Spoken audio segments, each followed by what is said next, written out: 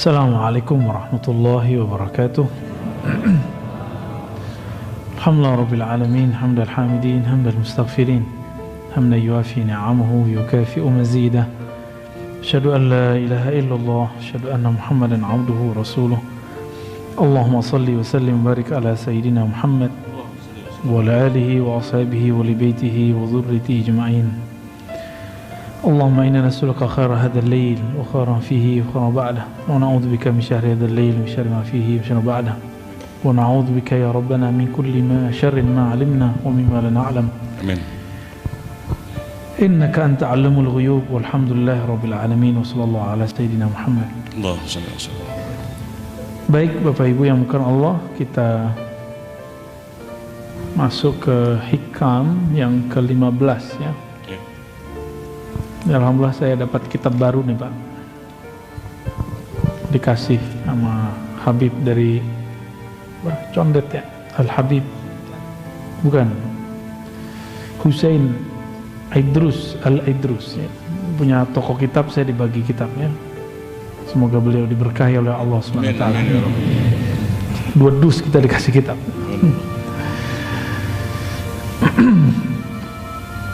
Kita masuk ke hikmah 15, bunyinya mimma yadulluka ala wujudi qahri subhanahu an hajabaka anhu bima laysa biwujudin ma'. Sebelumnya mari kita baca surah Al-Fatihah. Semoga Allah berkahi kita yang hadir, dikirimkan salawatnya kepada Nabi Muhammad SAW dan keberkahan kepada pengarang kitab ini. Al-Fatihah. Bismillahirrahmanirrahim. Ya Allah.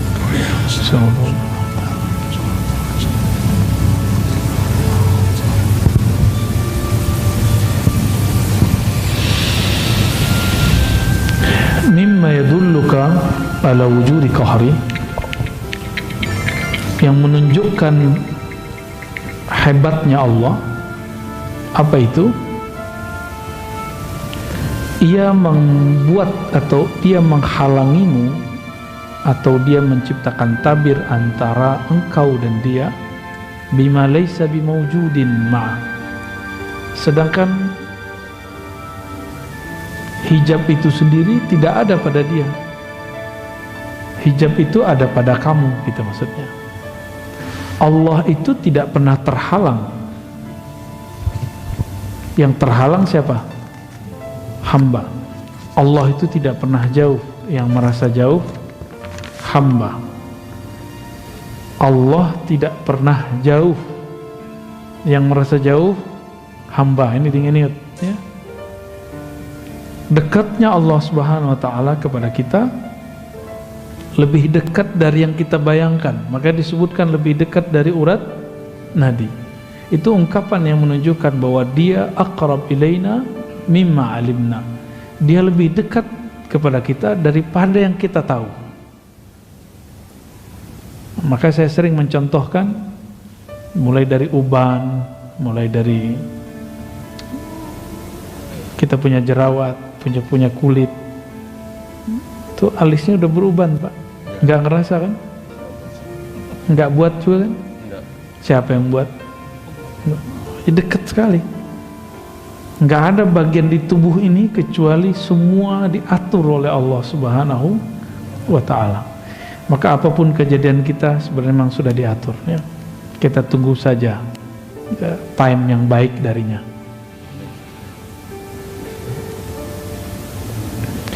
Sebelum Allah menciptakan alam, Allah gimana? Sendiri ya? Allah sendiri? Sekarang berdua apa sendiri? Yang bilang dua musyrik. Ya. Bahkan alam ini, kita ini pancaran objek dari kunnya. Kun itu keluar daripada kudrah dan iradah. Ya, masih ingat ya? Jadi Allah ketika berkehendak, maka kehendaknya keluar kalam kun. Jadi kita ini kun. Kudrah iradah itu sifat Allah. Efek dari kun itu namanya fi'il Allah, perbuatan Allah. Maka kita ini perbuatan Allah. Jadi sedekat apa kita kepada Allah? Sedekat perbuatan kepada yang berbuat. Ya, pusing deh ya. Ini masuk ke bab ma'rifat ya. Jadi emang bahasanya begini. Maka Imam Ibnu Ayyad ya, Ibnu Abbad di sini menukil ayat kullu syai'in halikun illa wajha. Segala sesuatu itu pasti binasa kecuali wajah Allah Subhanahu wa taala. Wajah Allah itu, nah ini bukan tauhid yang versi luar sana. Istilahnya sama, maknanya berbeda. Wajah Allah pada zatnya, jadi wajah itu artinya menghadap. Apabila Allah menghadap ke wajahnya disebut uluhiyah. Jadi apa yang ada pada zatnya? Keesaan. Allah Maha Esa. Lalu wajah Allah pada makhluknya itu namanya ciptaan. Maka ciptaan ini yang tidak menghadap kepada Allah, dia akan binasa. Walaupun sekarang dia misalnya jadi orang hebat, tapi jika dia tidak berhadap kepada Allah, dia akan hancur. Kullu syai'in halikun illa wajhah. Segala sesuatu akan binasa kecuali wajahnya. Boleh diartikan yang menghadap kepadanya. Kita sholat, tapi kalbu kita nggak connect kepada Allah, itu sholat habis nanti. Itu maksudnya ya. Ketika kita sedekah lalu tidak menganggap sedekah ini hartamu ya Allah, rezeki darimu, maka aku kembalikan kepada hambamu, itu langsung dia kekal. Sederhana ya? Sederhana penjabarannya. Apalagi zikir. Bapak zikir pengen sakti atau ingin mendekat kepada yang maha sakti? Kalau ingin mendekat langsung dia kekal. Berarti zikirnya dihadapkan kepada wajahnya, wajah rububiyahnya. Jadi rububiyah itu adalah menghadapnya makhluk kepada sang khalik. Itu disebut wajah rububiyah ya. Maka makhluk yang menghadapkan hatinya kepada Allah, menghadapkan ruhnya kepada Allah, Allah akan kekalkan dia dengan nikmat surga, khalidina fiha ya.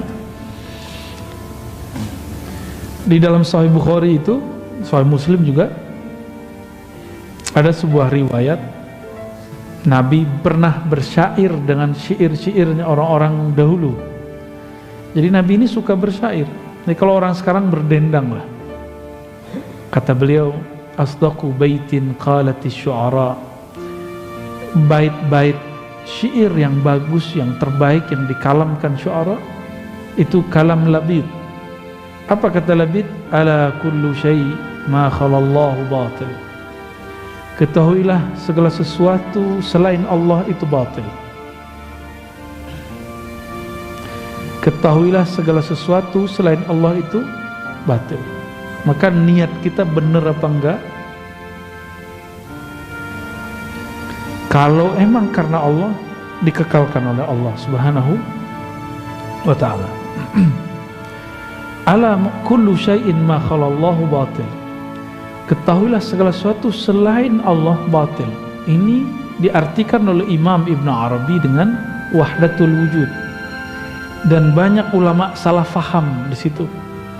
Karena tidak semua ulama itu mengalami pengalaman ruhani. Seperti Ibnu Taimiyah, dia mengatakan Ibn Arabi itu sesat karena mengatakan bahwa Allah bersatu dengan alam. Ya, itu keliru. Ibn Arabi nggak ngomong gitu. Ibn Arabi ngomong wujud yang hakiki cuma wujud Allah.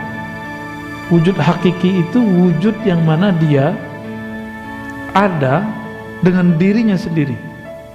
Kita lahir aja dilahirin, ya enggak? Allah enggak. Lam yalid walam yulad. Ala kullu syai'in ma khalallahu batil. Segala sesuatu selain Allah batil, maka di mana saja, apa saja yang di dalamnya tidak ada nama Allah, dia batil. Kita ngaji begini niatnya gak karena Allah, langsung sia-sia. Batil artinya sia-sia, doi, ya, langsung sia-sia. Jadi semoga Allah luruskan niat kita semua. Amin. Termasuk niat saya juga ya. Bapak bangun masjid, kalau karena Allah, di saat bangun Allah bangun di surga gitu. Ngurus masjid sama, saat ngurus masjid tulus, maka Allah uruskan urusan kita di sana, insya Allah. Maka jangan baper ngurus masjid ya.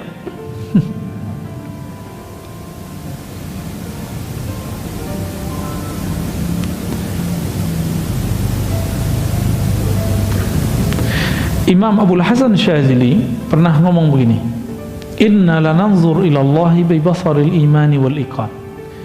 Kita memandang kepada Allah dengan pandangan iman dan yakin, maka kita nggak perlu dalil.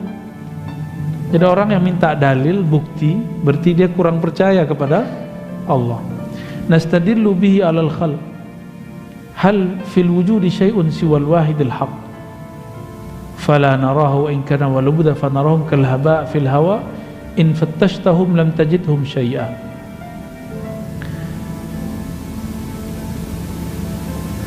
Masa makhluk dijadikan bukti adanya kholik? Nah, ini versi ahli tasawuf ya, kita boleh garis ya. Ahli kalam atau ahli akidah disebut dengan mutakallimin ya. Mutakallimin, ahli kalam, atau orang-orang yang sibuk dengan dalil-dalil. Ini sama aja, mau aliran Asy'ariyah, mau aliran Ibnu Taimiyah, sama. Mereka membutuhkan dalil. Dalil itu ada dalil teks, ada dalil alam atau ciptaan. Mana dalil ada Allah? Qul huwallahu ahad. Itu teks. Ayat sekian, nomor sekian. Lalu ada orang berdalil dengan ciptaan. Apa bukti ada Allah? Apa bukti ada Allah? Ada ciptaan. Nah, ini versi mutakal. Jadi dia kemudian mengatakan karena ada ciptaan berarti ada Allah yang mencipta. Versi siapa? Oke. Kalau ahlul azwaq atau orang ihsan, ahli ihsan, nggak begitu. Allah lah dalil bahwa dirinya ada, bukan alam. Apa dalil Allah ada? Allah itu sendiri. Apa bukti madu itu enak? Cobain aja sendiri.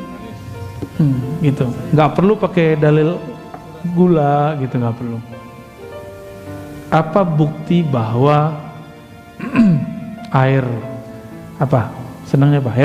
Air kelapa menyegarkan. Coba minum sendiri. Nggak perlu pakai misalnya perbandingan. Nah, orang-orang ini ahli kalam dia butuh analog. Maka dia menganalogkan di sini, buat teori-teori, disebut kias.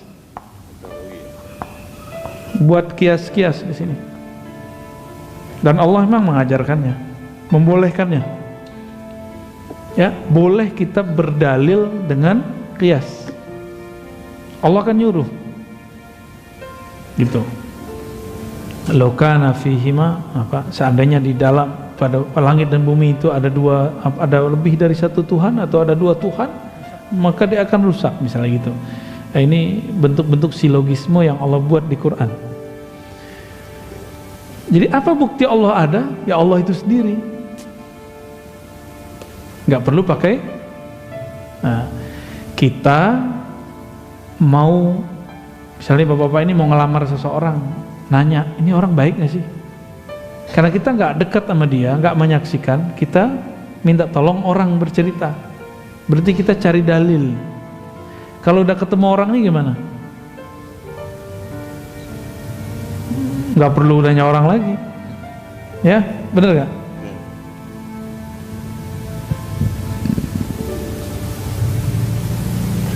Fa'aghnana dzalika 'anid dalil wal burhan, ya, karena kami percaya kepada Allah, karena Allah itu sendiri nggak perlu pakai bukti. Gitu maksudnya. Bagi beliau alam semesta ini bukan bukti Allah ada. Justru karena Allah adalah alam ini ada. Dibalik. Ya. Bukti punya nyawa, badan bergerak, punya ruh, itu kata orang ahli kalam. Kalau ahli ihsan enggak, kamu hidup itu karena si nyawa itu, karena ruh itu. Itu maksudnya, ya.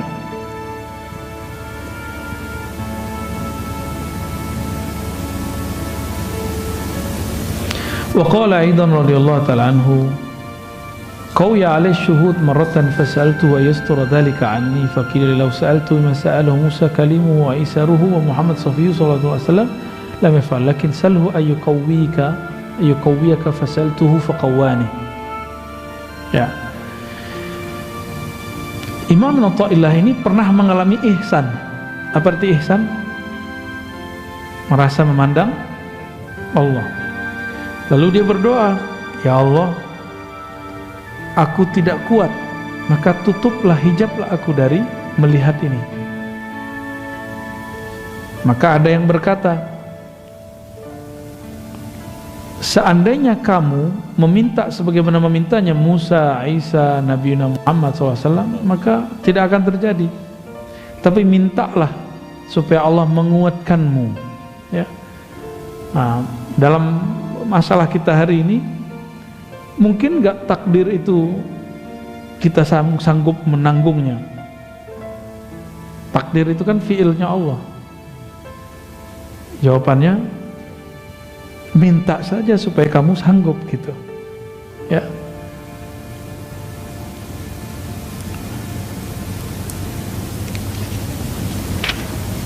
Wah, ini agak panjang habis ini nih, ya. Oleh karena itu, teks kita yang menyebutkan tadi, tanda hebatnya Allah, Allah itu membuat penghalang antara kamu dan dia, kamu dan Allah, dengan sesuatu yang sesuatu itu tidak ada padanya, tapi ada pada kamu. Gitu. Allah butuh matahari nggak? Enggak. Tapi yang kita lihat, ini hijab. Hijab itu bukan berarti kayak penghalang begini, ini penghijab mata. Ada penghijab hati. Karena kita melihat matahari mengeluarkan cahaya.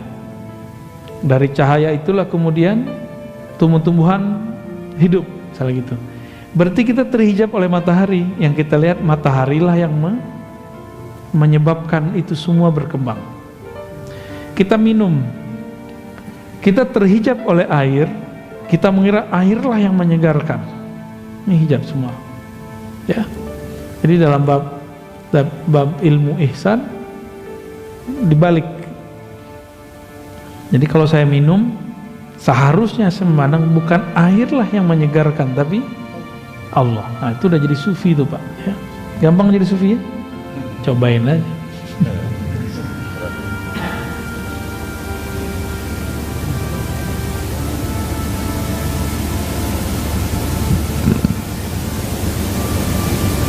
Nah, maka ada ungkapan Ibn Arabi, man syahidal khalqa la fi'la lahum faqad faz.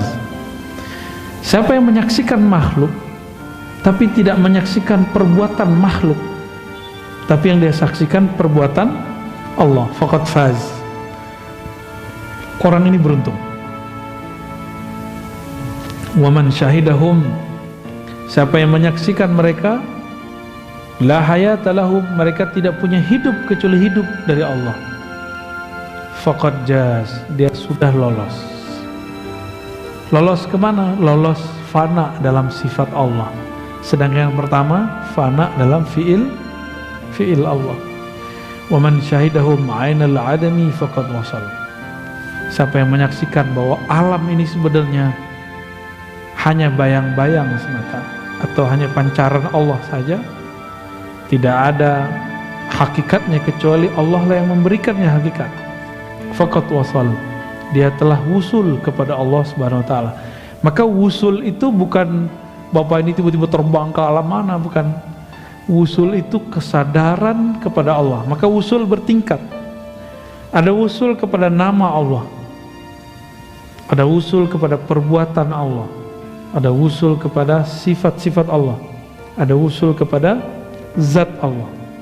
Nah, wusul kepada zat Allah itu cuma Nabi Muhammad SAW. Dan nanti kalau kita beruntung ketemu Al-Imam Al-Mahdi ya. Semoga Pak ya. Mau ngapain lagi ngaji begini kalau nggak bukan itu ya. Semua Nabi mengingatkan kaumnya kedatangan Dajjal.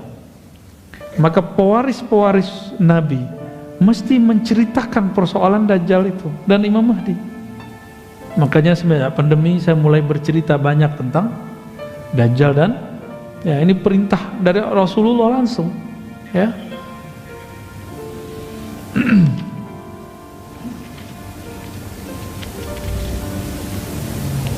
Wah, habis ini panjang Pak.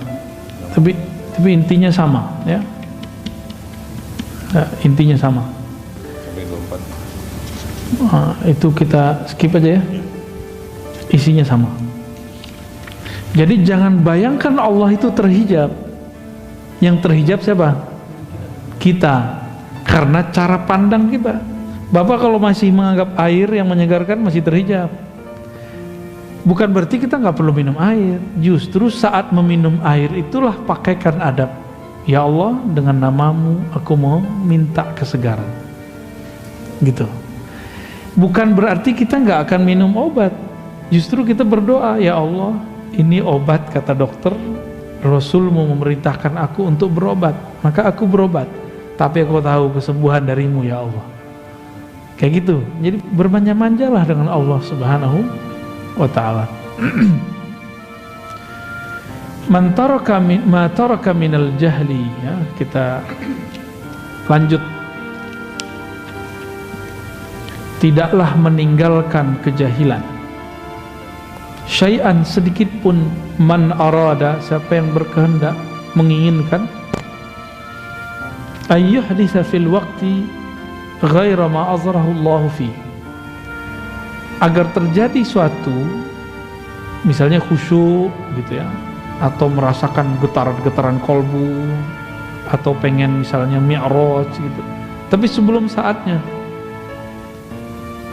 pengen jadi mursyid sebelum saatnya. Itu gawat itu ya. Pengen jadi mursyid gak Pak? Pengen jadi mursyid ya? Tahu mursyid ya? Oh, yakin kuat. Menginginkan sesuatu sebelum saatnya itu namanya ambisi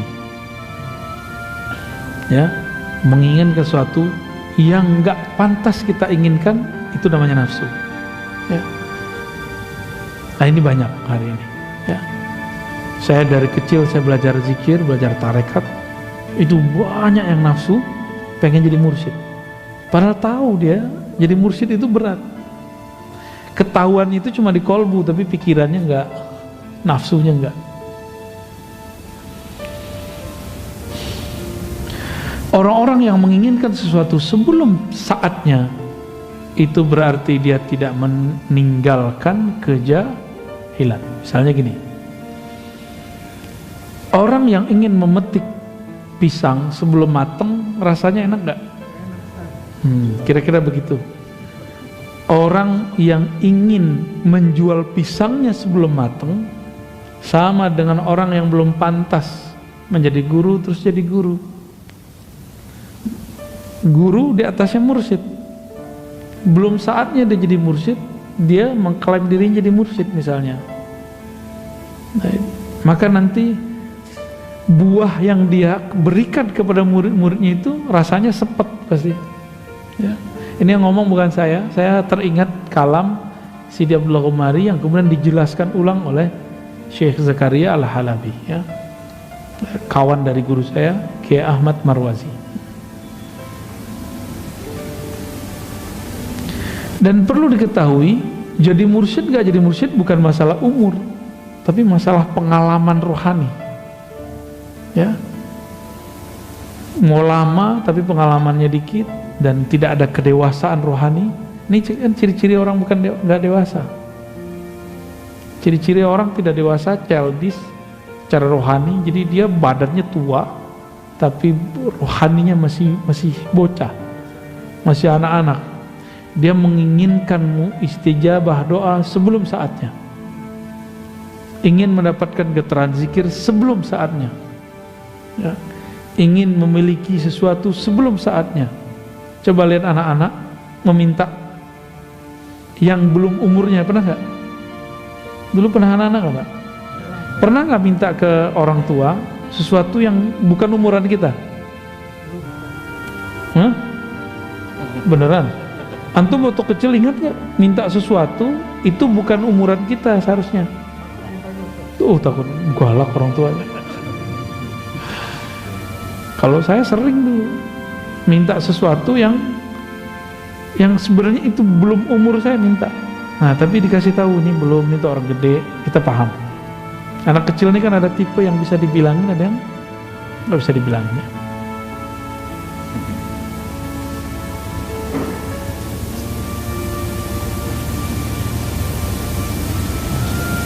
Nah, ini banyak kali ini orang-orang nggak sabar, ya, nggak sabar dengan kondisinya. Yang pengen menikah sebelum saatnya, pengen punya anak sebelum dikasih, akhirnya jadi ya yang belum dapat anak ya sudahlah, berarti memang antum belum jatah dapat anak, udah selesai itu, ya. Sederhana sekali. Hikmah yang ke-18, berapa di situ? 25, di kitab saya 18 ya. Yang panjang tadi digabung. Ihalatukal a'mala ala wujudil faragh min ru'unatin nafs. Ya, 26 di situ ya. Ciri-ciri orang, kalau bahasa Jawanya apa? Goblok. Kalau bahasa sini apa? Bodoh. Jahil. Ya, PA. Wah, itu bahasa ente tuh. Cum. Ihalatukal a'mal ala wujudil faragh min ru'unatin nafs.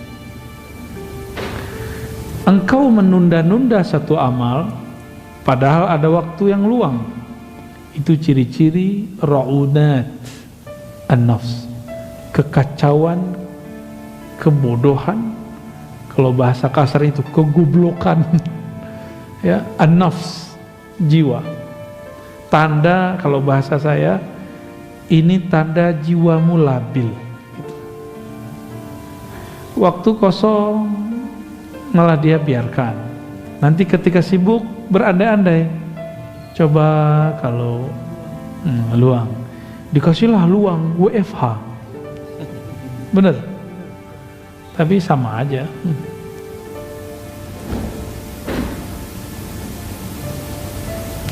Waktu yang paling berharga untuk kita sekarang adalah waktu dunia. Ini Bapak nafas nih sekarang, ini waktu paling bahagia, paling berharga, qimah, ya, qimah aliyah. Kenapa kita sebut begitu? Karena ketika orang nanti masuk kubur, dia nggak sadar tahu-tahu dia dikubur. Nggak sadar tahu-tahu masuk kubur. Biasanya kan main handphone sambil nonton, pas bangun TV-nya kok nggak ada, nyari-nyari TV, nyari-nyari YouTube. Ketika itu terjadi, dia masih panik, tergantung kepanikannya seperti apa. Makanya biasakan bangun tidur tuh langsung nyebut nama Allah. Gimana caranya? Sebelum tidur sebut nama Allah, maka setelah tidur kita akan menyebut nama Allah. Ya. Kalau dosa, semua kita kan dosa, nggak usah pikirkan itu ya. Kembali saja kepada Allah Subhanahu wa Ta'ala. Di saat masuk ke alam kubur itu, di situ dia sadar, ya Allah, farji'na na'mal salihan. Barang sebentar saja, tolong kembalikan aku. Berarti waktu yang ada sekarang ini yang disebut berharga faragh. Jadi ketika beliau mengatakan ihalatukal a'mal, kamu menunda amalmu saat kamu masih bisa nafas di sini, masih bisa hidup di dunia, ini pertanda jiwamu kacau, jiwamu tidak dewasa. Jadi nggak ada cerita lagi, malam nanti sudah harus witir minimal ya, tahajud lah kalau bisa. Kalau ketinggalan kodok, nggak ada cerita lagi, harus mulai kemudian beramal yang banyak. Dan amal yang paling bagus amal kolbu. Amal kolbu ada dua, ngaji dan membuang sesuatu yang buruk dari kolbu. Dua aja amal kolbu. Ini amal paling mahal, ya, yang membuat kita bisa bahagia di dunia. Kalau kita mentalak dunia, jadi dunia itu baru bahagia kita kalau kita mentalak. Mentalaknya di kolbu, bukan di fisik, Pak. Kita masih makan minum masih bagian dunia, ya.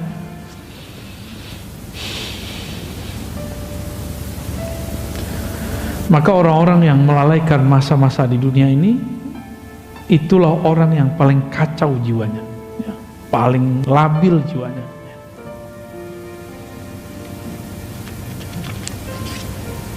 Nah, masih dapatlah satu lagi ya. Satu apa dua lagi nih?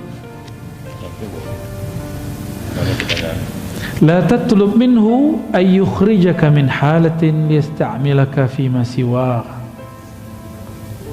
Falau aradaka lista'malaka min ghairi ikhraj. Ini orang ngeluh, ya Allah, kapan saya khusyuk? Pernah gitu enggak? Ya Allah, kapan kamu? Banyak kan kapannya? Benar? Nah, apa jawaban Ibnu Thailah?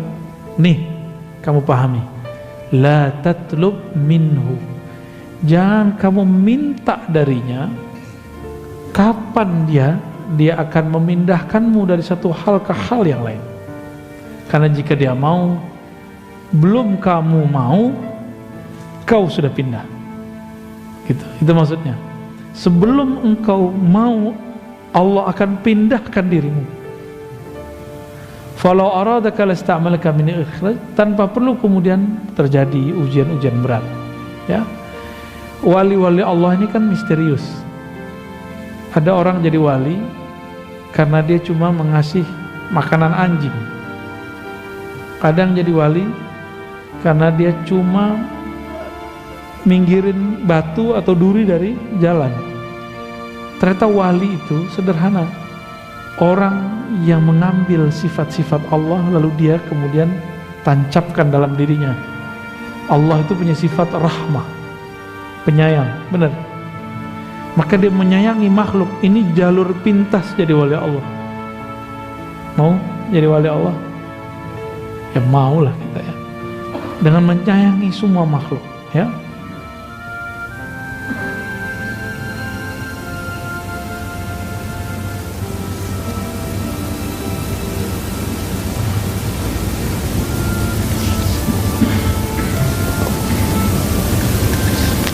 Jadi kalau ada orang pengen zuhud terus dia berhenti kerja, itu bukan zuhud, ya.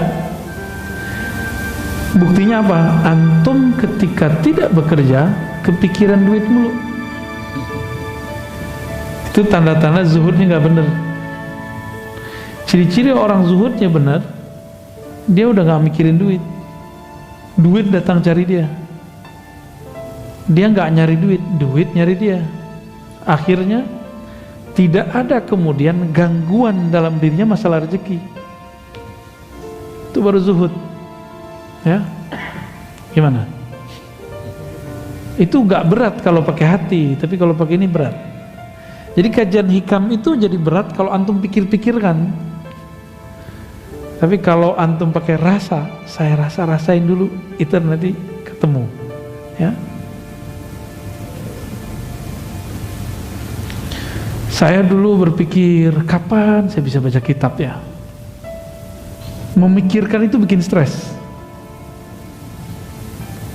Akhirnya Allah takdirkan kita ketemu guru-guru hebat, lalu saya mampu baca kitab berkah mereka tanpa saya kepikiran ini. Jadi nggak mikirin waktu. Nah, kalau orang-orang yang coba kalau saya bisa baca kitab kayak kamu, nah ini namanya ngandai-ngandai. Berandai-andai itu bagian daripada was-was syaitan. Ini hati-hati nih ya. Dapat banyak Pak, kita dikit-dikit aja. Ma aradat himmatu salik an taqifa indama kushifa laha illa wa nadathu hawatiful haqiqah alladhi tatlub amamak. Tidaklah berkehendak keinginannya salik, himmahnya salik untuk berdiam, tawakuf namanya. Udah jadi bahasa orang Betawi ya, tawakuf pengajian. Tawakupan. Tuh, ente habis tawakupan ya. Tidaklah seorang salik berkehendak untuk diam tawakuf ketika mengalami suatu kasyaf. Dia puas dengan pengalaman ruhaninya itu, melainkan nanti akan ada sir berkata, yang kamu cari masih jauh di depan, bukan itu yang kau cari gitu. Jadi kalau orang mengalami khusyuk, bisa nangis, belum Pak, masih ada lagi di atasnya. Bapak ngerasa sholat nih kayak di hadapan Allah, belum, masih ada lagi makom di atasnya. Apalagi apa yang antum paling ingat-ingat ketika sholat, paling enak, bahagia, masih ada lagi di atasnya ya, gitu maksudnya. Jadi yang kamu cari itu bukan bahagia, tapi sumber bahagia. Yang diperlukan Allah itu dari kamu, bukan Allah nggak memerlukan apa-apa juga ya. Yang Allah kemudian mau ambil dari kamu itu bukan khusyuknya, tapi usaha untuk memperoleh khusyuknya, itu yang Allah ambil ntar ya. Emang khusyuk gampang ya? Gampang Pak? Nggak susah? Gampang nggak susah sama Pak. Apa maknanya di sini? Dunia kerohanian ini akan selalu ada guidance dari Allah. Ini gurunya kan nggak ngomong nih, tapi di hatinya dia bicara. Hatinya yang bicara. Ini yang disebutkan dalam hadis istafti qalbak. Mintalah fatwa ke dalam kolbumu, ini beliau mengajarkan itu ya. Dalam kitab Khatmul Aulia disebut dengan muhadatsah khidriyah, dialog khidriyah, itu maknanya ya.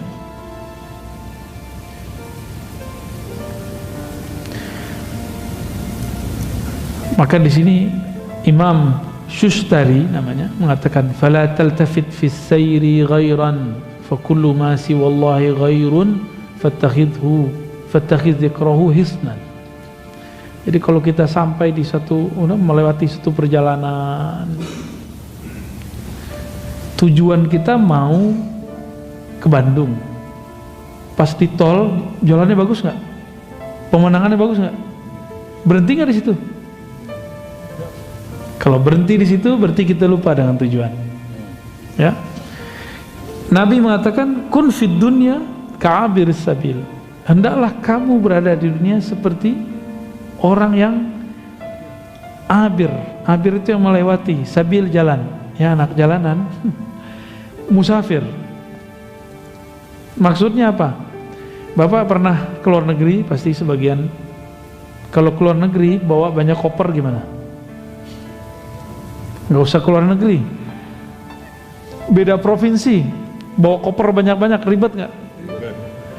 Itu koper, ada koper tanah ya, koper rumah, koper rekening, koper apa lagi tuh, koper kontrakan tuh ya, kosmetik. Ini kopernya isinya tanah. Kita kalau kebanyakan tanah, Bapak itu mau pindah alam susah bawanya, karena tanahnya mau dibawa gimana, berat Pak. Rumah tuh, jadi yang punya tanah tuh wakafin lah, segera kemana kek diwakafin ya. Yang diem tanahnya wakafin ke orang, wakafin ke masjid, ke yayasan, ke pesantren ya, segera Pak. Keburu mati ditanyain semua. Dan mengerikannya di sana, Kekayaan kita itu diperiksa, kalau biasa mungkin setengah hari, sehari. Nabi Sulaiman itu 2000 tahun. Itu ukuran dunia, 2000 tahun, di sana 2 hari. Tapi kalau kita diperiksa orang sekian jam, gimana perasaannya Pak? Pernah nggak? Lamanya bukan main itu. Oleh karena itu, apabila kita mengalami pengalaman spiritual, jangan asik dengan itu. Pengalaman spiritual ini anggap saja hiburan, busyra. Ya. Maka saya nggak sibuk-sibuk amat dengan pengalaman mimpi segala macam, tapi beberapa yang perlu diceritakan kita ceritakan, ya. Wala tabarrajat dhawahirul mukawwanat illa nadathu haqa'iqha innama nahnu fitnatun fala takfur. Ketika seseorang tersilaukan oleh suatu kejadian, suatu pengalaman, ini biasanya orang kalau belajar zikir ada rasa merinding-merindingnya, nangis-nangisnya, apalagi hangat-hangatnya. Rasa-rasa itu semua bukan itu yang kita cari, karena itu masih makhluk. Kalau masih ada rasanya, kalau masih ada hangatnya, zinginnya, semua itu makhluk, ya. Jadi Allah bukan panas, dingin. Allah bukan ketika kita zikir itu nangis, itu bukan Allah, itu kita. Baik, nanti kan kalau kita bilang, kalau kita zikir, Allah itu bisa nyandain sebenarnya. Apa kata Allah? Ya kamu, aku kan gak pernah kemana-mana, ngapain dia panggil-panggil? Ya, zikir, ya Allah, Allah, Allah, Allah. Allah ngomong, aku bersamamu dimanapun engkau berada.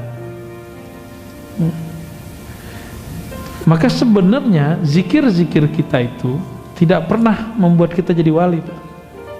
Zikir itu haknya badan, haknya kolbu. Yang membuat seseorang jadi wali jika di dalam dirinya ada rahmat Allah. Mau jadi wali kan? Biar gampang jadi wali. Minimal jadi wali murid, ya. Wali murid jadi wali kan dia sayang sama murid, benar nggak? Maka wali Allah karena dia sayang kepada makhluk Allah Subhanahu wa ta'ala. Nah, setiap kali terjadi pengalaman-pengalaman yang menghalangi kita kepada Allah, maka berkatalah hakikat-hakikat ini, kami ini hanya ujian, janganlah engkau kufur. Innama nahnu fitnatun, kami ini hanya ujian, fala takfur, jangan kufur. Ya, ini hati-hati di situ.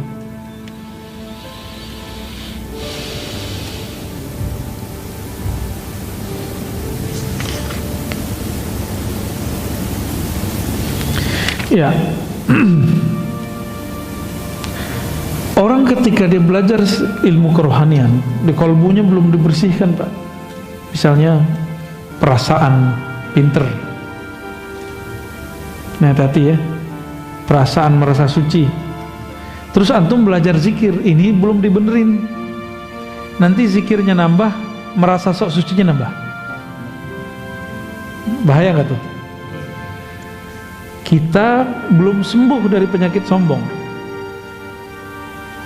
Tambah ilmu, tambah sombong nggak? Tambah sombong. Ya, ini hati-hati di sini.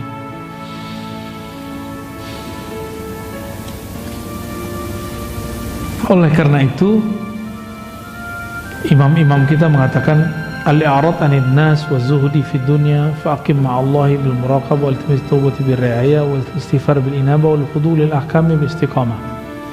Jadi yang harus kita lakukan adalah menghindar atau berpaling dari dunia. Nanti dunia yang ngejar. Nanti Bapak sampai capek sendiri ngumpulin dunianya. Ya. Dunianya ustadz apa? Ceramah.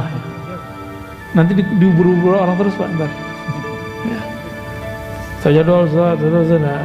Ketika kita sudah bosan dengan semua jadwal, tambah banyak yang minta. Ya. Emang begitu. Bapak kan kalau udah, kan katanya tua pengen hidup bahagia, masa pensiun, apanya yang pensiun? Ya, katanya nanti kalau anak-anak udah gede bisa jagain kita, yang ada kita jagain anaknya, cucunya. Saya menyarankan nih teman-teman, nih mohon maaf ya antum tersinggung aja ya. Kalau sayang sama orang tua, jangan susahkan orang tua dengan cucu-cucunya. Sesekali boleh, seneng.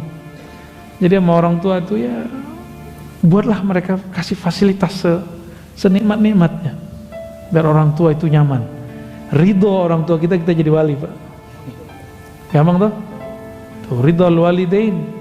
Ridhonya orang tua itu ridho Allah. Kalau Allah ridho, wali nggak? Ridho Allah fi ridhal walidain, kan gitu ungkapannya. Uwais Al-Qarni jadi wali kenapa? Karena dia banyak wirid? Karena dia berkali-kali umroh? Enggak. Kenapa ini nggak diekspos? Kenapa sebelum pandemi? Kayaknya kalau mau jadi orang bener umroh dulu berkali-kali ya. Yang kaya orang travel ya. Maaf ya orang travel ya. Ini nggak diekspos bahwa Uwais Al-Qarni jadi wali bukan karena dia pergi haji umroh, justru karena dia nggak jadi pergi umroh dan haji. Kenapa dia menjadi wali? Karena dia merawat ibunya, ya, memuliakan ibunya. Mahar masuk jadi wali itu gampang-gampang susah ya. Ya enak nih ngomongin doang, ntar kalau sudah ketemu orang tuanya bingung. Wah masih ada. Cukup Ustaz? Cukup lah ya, udah dapat banyak ini. Ada pertanyaan, titipan pertanyaan Ustaz. Ya. Assalamualaikum warahmatullahi wabarakatuh. Ada pertanyaan Ustaz, meluruskan stigma negatif kepada tasawuf. Ada bilang ini sesat ataupun bid'ah. Mohon penjelasan Buya tentang beda tasawuf, akhlak dan tazkiyatun nafs. Yang kedua, apakah tasawuf harus bertorikoh? Yang ketiga, torikoh itu apa? Dan torikoh dalam istilah itu ada suluk, ada baiat, ada talqim. Mohon dijelaskan Ustaz. Terima kasih. Ya. Itu borong itu Pak. 12 SKS itu. Ya. Enggak ada lagi. Udah biarin. Enggak usah pakai. Nah, perhatiin kalau gitu ya. Coba antum lukis di kepala sendiri. Tasawuf itu lingkaran besar. Oke. Tasawuf itu intinya ihsan. Fikih itu intinya Islam. Akidah itu intinya iman. Oke. Tasawuf yang besar itu untuk mendapatkan ihsan, beribadah seakan memandang Allah, merasakan kedekatan Allah. Apa yang harus dilakukan? Maka ada namanya proses tazkiyah. Ya. Proses apa namanya? Tazkiyah. Proses tazkiyah ini ada kurikulumnya. Kurikulumnya disebut metode. Metode itu bahasa Arabnya torikoh. Ya, jalan, metode. Maka di situ kalau bertanya apa beda tasawuf dan akhlak? Kalau sudah dibenerin tazkiyahnya ini, jiwanya, maka akhlaknya akan menjadi bagus. Jadi akhlak itu buah dari tazkiyatun nafs yang ada dalam tasawuf. Lucunya ada orang mengharamkan tasawuf tapi membuat kajian kitab tazkiyatun nafs. Benar ya? Tazkiyatun nafs itu satu bab dalam tasawuf. Gitu ya. Tazkiyatun nafs satu chapter dalam bab tasawuf. Kitab tasawuf nih, ini kitab tasawuf. Satu babnya tentang tazkiyatun nafs. Karena ada namanya jiwa amarah bisu, jiwa mulhamah, ya. Jiwa ya lawamah, mulhamah, kemudian mutmainnah. Kalau dia dibersihkan tazkiyah, maka dia akan naik ke makom atasnya, naik ujungnya nanti mutmainnah. Kalau mutmainnah tinggal naik doang. Itulah disebut mi'raj. Jadi isra'nya jiwa dari ammarah bisu kepada mutmainnah. Mi'rajnya jiwa dari mutmainnah ke radiyah, mardiyah ke kamilah, ya. Itu kalau dikaitkan dengan Isra dan Mi'raj. Sudah bisa bedain? Tasawuf itu rumah besar, tujuannya agar mendasarkan kedekatan kepada Allah, yaitu ihsan. Di dalamnya ada satu bab namanya tazkiyatun nafs. Tazkiyatun nafs itu mempunyai metodenya lahirlah dalam thariqah. Ya, maka wajibkah berthariqah? Ma la yutimmul wajib bihi illa bi fahuwa wajib. Ya. Apabila sesuatu nggak dicapai kecuali dengannya, maka dia jadi wajib. Gitu. Jadi misalnya nih, supaya saya seger, saya harus minum, maka minumnya jadi wajib. Supaya pintar harus sekolah, maka sekolah jadi wajib. Di zaman Nabi ada sekolah nggak? Ada nyantri nggak? Ada rumah tahfiz nggak? Tapi supaya orang hafal Quran, maka perlu dibuka madrasah, ma'had, rumah tahfiz. Gitu. Ini lucunya orang yang mengharam-haramkan tasawuf. Dia buat bid'ah sendiri. Dia buat metode ini, metode itu, daurah ini, daurah itu, rumah tahfiz ini dan itu. Itu kan metode menghafal cepat, metode hafal begini. Kenapa dalam menghafal boleh ada metode, tapi dalam tazkiyah nggak boleh beda metode? Nabi beda sahabat, beda cara loh. Ada sahabat pelit, nanya, wahai Rasulullah, amal terbaik apa? Nabi jawab, engkau ngasih makan anak yatim, engkau ngasih makan orang susah. Ada sahabat yang kismin. Tahu kismin nggak? Nanya, wahai Rasulullah, amal terafdol apa? Nabi bilang, iman di kolbu. Ada orang nanya, orangnya pemarah. Nabi bilang, la taqdab falakal jannah. Kamu sabar aja, masuk surga. Kayak gitu Pak modelnya. Jadi Nabi itu beda sahabat, beda metodologis. Tarekat yang stagnan akan hancur dimakan zaman. Maka di zaman kita mesti merevisi kurikulum thariqah. Namanya nggak usah direvisi, kayak namanya ditambahkan aja. Kayak di Timur Tengah itu Naqsyabandiyah, Khalidiyah, Qadiriyah, itu nanti ada nama-nama tambahannya, Samaniyah, Qaribiyah, Samaniyah apa gitu. Jadi mereka suka nama-nambahkan di belakang sebagai bentuk ada revisi dan tajdid. Di Indonesia kan terlalu mensuci-sucikan thariqah. Oh begini kata guru kita. Ya, kalau udah nggak relevan di zaman ini gimana dong? Gurunya sudah wafat, masuk alam sono. Ya. Maka thariqat pun mesti thariqat yang mu'tabarah. Yang pertama, yang kedua mesti mursyidnya arif kepada Allah Subhanahu wa ta'ala. Mesti. Kalau enggak, bukannya malah tambah dekat, tambah jauh. Ya, mau mendekat kepada Allah malah tambah jauh. Gitu. Ya, wallahu a'lam bishawab. Tadi apa lagi? Dalam thariqah itu ada istilah suluk, baiat dan talqin. Bisa dijelaskan Ustaz? Waduh, bolong lagi. Suluk itu menempuh jalan. Jadi Bapak nih, kata guru, kamu amalkan ini, Bapak mulai ngamalin, itu suluk namanya. Suluk itu ada yang formal, berkhalwat, ada yang informal, ada yang temporal. Yang temporal ini yang biasa kita kerjakan. Misalnya Bapak Ibu ini diijazahkan guru untuk berzikir 1000. Nah itu temporal 1000 doang. Kalau khalwat, jadi suluk bentuknya khalwat, bisa 10 hari, bisa 30 hari, bisa 4. Terserah berapa perintah guru. Syekh Abdullah Faiz Dagestani, seorang mursyid Naqsyabandiyah, gurunya Syekh Haqqani. Kan terkenal ya, Syekh Nazim Haqqani.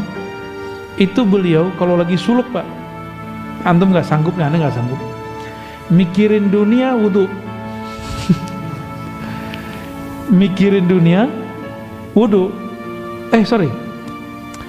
Lupa kepada Allah, wudu. Teringat dunia, mandi, tobat. Ya, itu thariqah beliau tuh. Jadi Naqsyabandiyah beliau sudah beda dengan Naqsyabandiyah sebelumnya. Di Naqsyabandiyah sebelumnya mandi cukup di awal mau zikir, mau talqin zikir.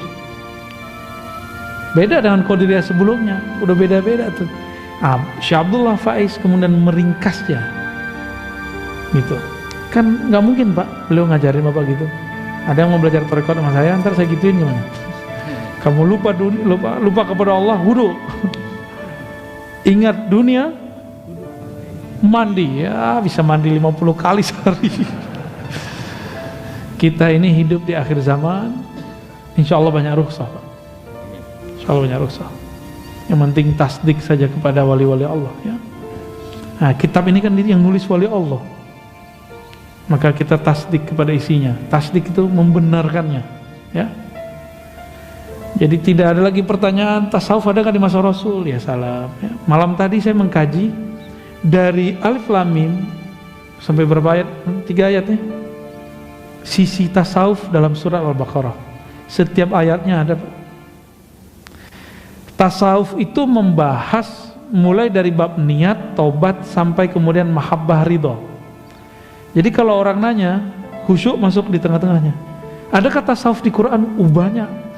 Setiap ayat sabar itu tasawuf. Setiap ayat syukur tasawuf. Setiap ayat ikhlas tasawuf. Setiap ayat-ayat yang menyebutkan amal ruhani, maka itu tasawuf. Gitu ya? Paham ya? Jadi masih mau nanya, ada tasawuf gak di Quran? Ya itu tasawuf.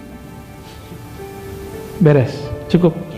Ustaz, ada satu lagi nih Ustaz. Cukup, ada satu lagi. Pertanyaan, Assalamualaikum, dari Pak Taufik. Dalam menyebarkan dan menyampaikan agama Islam, dahulu Rasulullah telah memberikan dakwah suri tauladan tentang cara-cara berdakwah, menjalankan 3 kaidah berdakwah: hikmah, mauizah hasanah, kemudian mujahadalah billati ihsan. Pertanyaannya, fenomena yang terjadi sekarang, banyak ustadz yang tidak menjalankan kaidah dakwah yang dicontohkan Rasulullah. Kira-kira kenapa dan kenapa bisa terjadi? Yang kedua, hadis Bukhari mengatakan sampaikanlah walau 1 ayat, yang artinya kita semua pun juga dianjurkan untuk bisa berdakwah walau cuma menyampaikan 1 ayat. Yang pertama saya udah lupa. Fenomena yang terjadi sekarang, banyak ustadz yang tidak menjalankan kaidah dakwah. Oke, ya, cukup. Terus yang kedua Ustaz, hadis Bukhari tadi sampaikan walaupun 1 ayat, dianjurkan untuk bisa berdakwah walaupun cuma menyampaikan 1 ayat. Mohon tips dan ilmunya untuk bekal kita dalam belajar berdakwah walau menyampaikan 1 ayat. Sekarang mah gampang Pak, ada video dakwah, sebar video aja. Ya, dai-dai yang tidak dididik oleh gurunya, mursyidnya, maka mereka yang mendidiknya syaitan. Ya. Dai-dai yang dididik gurunya kan punya guru terus bersambung ke Rasulullah, pasti ada sifat yang mengalir ke dalam dirinya. Apa itu? Mengajar dengan mauizah hasanah. Orang ini banyak lupa bahwa dakwah itu bil urfi wa'mur bil urfi. Ajaklah orang dengan urf. Apa arti urf? Sesuatu kebaikan yang sama-sama dipahami oleh dia, itu disebut dengan urf. Itu dia. Maka jika ada orang berdakwah dengan sesuatu yang objek dakwahnya nggak ngerti, maka dia bukan berdakwah dengan benar. Adapun kemudian yang disebut dengan wajadilhum billati hiya ahsan, itu ke ahli kitab, apalagi sesama muslim. Ini kan sesama muslim aja saling membid'ahkan, ya termasuk aneh. Enggak, kita udah kurang kok, jauh. Saya semenjak pandemi udah jarang banget kok, kecuali dipancing-pancing dikit, karena masih ada energi hot di dalamnya. Naik lagi, kadang sih ya, kadang. Jika di kolbu itu isinya rahmat Allah, maka yang keluar pasti kasih sayang. Tapi jika di kolbunya ada kebencian, berarti selain Allah, maka dakwahnya isinya kebencian. Orang-orang yang ingin mengajak kepada Allah harus tahu dulu jalan kepada Allah, harus mengenal dulu jalan kepada Allah. Bapak mau ngajak saya ke Nikmah, Japos, nggak punya GPS, nggak pernah kesini, ketemu nggak ntar? Ya, orang mau mengajak kenal Allah, tapi dia tidak mau menyelami nama dan sifat-sifat Allah, ya salam. Ya, nah ini perlu kita garis bawahi bahwa mudah kok jadi dai yang kolbunya bening itu. Warisi saja sifat Rasulullah, sallallahu alaihi wasallam. Yang kedua tadi apa? Satu Balighu anni walau ayat. Ini hadis sahih, pemahaman orang banyak nggak sahih. Dimanfaatkanlah oleh kawan-kawan kita yang berdakwah sebelum mateng. Balighu anni walau ayat bukan berarti ceramah. Ya, nggak mesti ceramah kok kalau dakwah. Emang Nabi maksudnya dakwah di ceramah di situ? Enggak kan?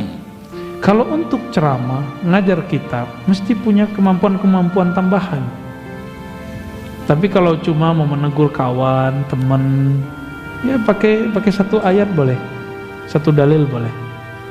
Tapi Bapak duduk di tempat saya ini, terus nanya macam-macam, nggak tahu dalil gimana?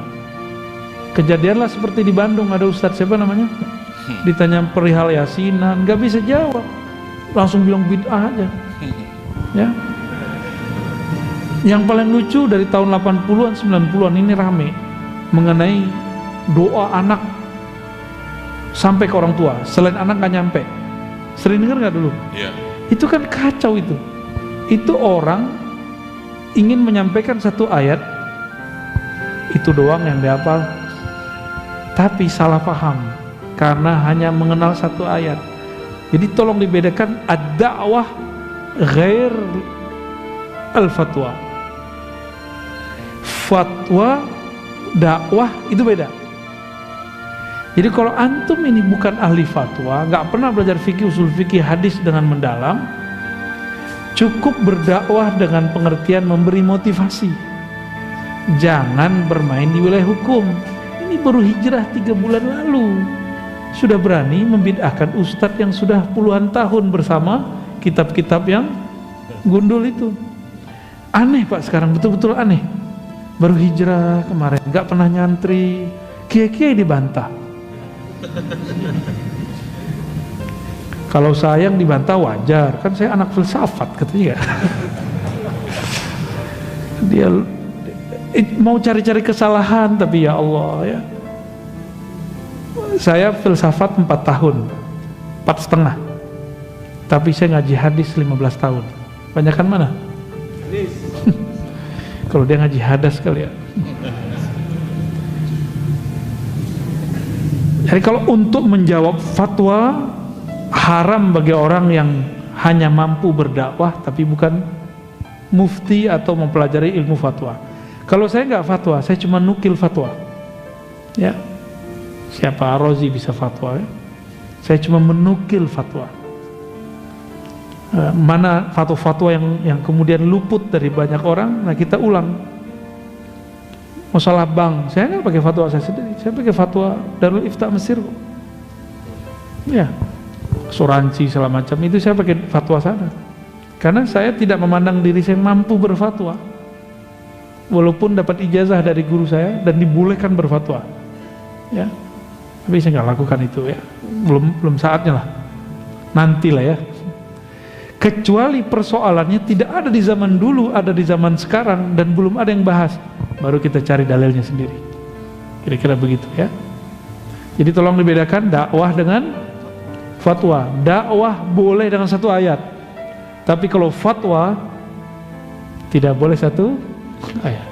Gitu ya. Khalas. Ada satu lagi sih, tapi ini baru tanya. Simpan. Assalamualaikum Ustaz, bertanya apakah boleh kita membaca maulid tetapi kita menyingkat pasalnya hanya karena ingin mempercepat waktu? Terima kasih. Kan bukan Quran. Quran gitu maulid? Enggak. Ya boleh. Jadi boleh meringkas maulid. Berzanji itu berbeda dengan bacaan lain. Dia ulama beda lagi. Semakin kesini tambah dikit Pak. Ntar lama-lama jadi sallallahu ala Muhammad doang. Udah kejadian ya. Quran aja yang tadinya banyak 1 juz boleh dibaca cuma kulhu 3 kali, ya kan? Jadi nggak ada masalah. Jadi kitab-kitab maulid itu bukan kitab suci, itu cuma menceritakan tentang orang suci. Kalau itu diringkas nggak ada masalah. Ya, wallahu a'lam bishawab. Doanya pakai Fatihah aja ya. Mungkin bulan kita beritahu Ustaz, bulan depan berbarengan tanggal 21 kita tidak membahas masalah hikam, teman berbarengan dengan peringatan Isra Mi'raj. Saya 21 nggak bisa kayaknya Pak. Oh nggak bisa ya? Karena teman Ustadz mau minta di soulmate nih si Ustadz Habib Gis. Beliau aja lah yang isi ya. Ya. Oh tanggal 21. 21 saya ada janji ke Jogja kayaknya. Jogja. 21 tanggal 20-nya kita ada. Ya nanti Gendor, komunikasi sama Akh Rizky ya. Ribat. Baik teman-teman semua, mari kita sering mendoakan, berkirim Fatihah satu sama lain untuk semua yang hadir malam ini, siapapun yang mendengarkan dimanapun berada. Kita kirimkan untuk semua umat Islam, semua orang-orang yang pernah kita berbuat baik kepadanya, atau orang-orang yang mungkin dulu pernah kita sakiti. Kita kirimkan untuk mereka semua. Al-Fatihah.